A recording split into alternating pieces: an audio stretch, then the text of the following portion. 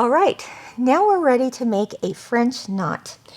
Now this one, if this is the first hand embroidery video you're watching, I want to make note of a few things. Anytime you see hand embroidery listed on your pattern, you're actually going to notice that it will tell you how many strands of floss or yarn you're using. In this case, the antenna tips are going to be French knots with one strand of black floss. Okay, but if you were at this point, you would see that the hand embroidery stitch is called Lazy Daisy. You use one yarn or one strand of grass green yarn. All right, so just always remember that the pattern is going to tell you exactly how many strands and if you're using floss or yarn for that area. In this case, we are going to do one strand of black embroidery floss to do the French knots at the tip of the bumblebee antenna.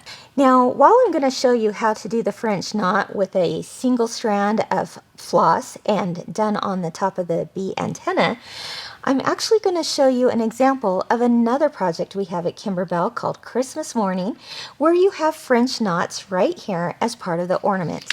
Now, if I were to look at the instructions here in the pattern, I would notice that hand embroidery is listed right here.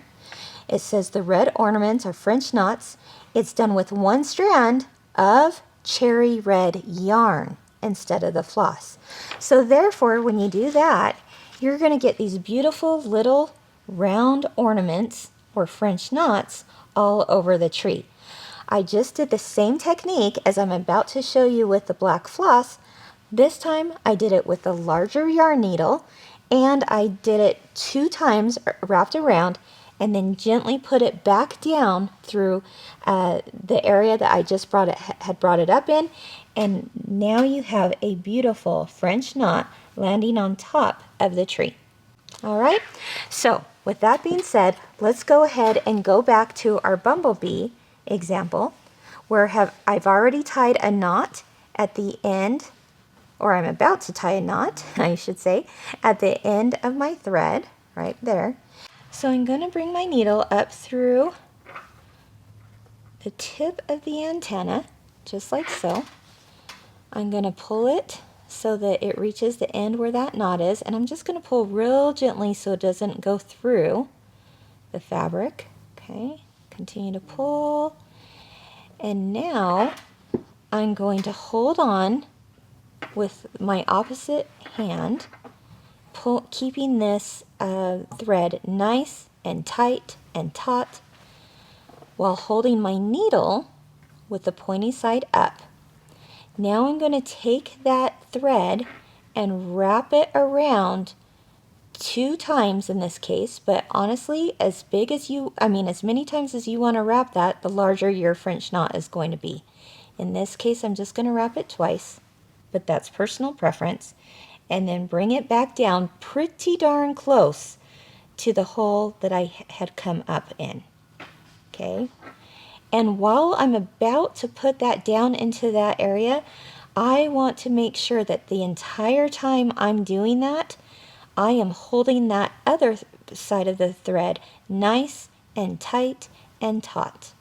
Okay, holding it as I push this needle back through the fabric very gently, pushing it all the way down.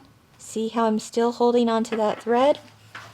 Now I can put my other hand underneath, grab the needle, and again, still while holding this side nice and taut, I'm going to just very carefully and slowly bring that back down through till I have a lovely French knot lying on top of my design. Isn't that cute? Let's do it again. I'm going to bring my needle up right at the tip of that antenna, pull it all the way through very gently. Okay. Once I've done that, I'm going to hold that thread with my opposite hand, keeping it pulled nice and taut. I'm going to take my needle, the point is still facing up, and I'm going to wrap that thread 1 and 2 times. I could do 3 times if I wanted, but while still holding that nice and taut, I'm going to place that needle back down through pretty close, really close to that same hole that you had before. It might just be a strand off.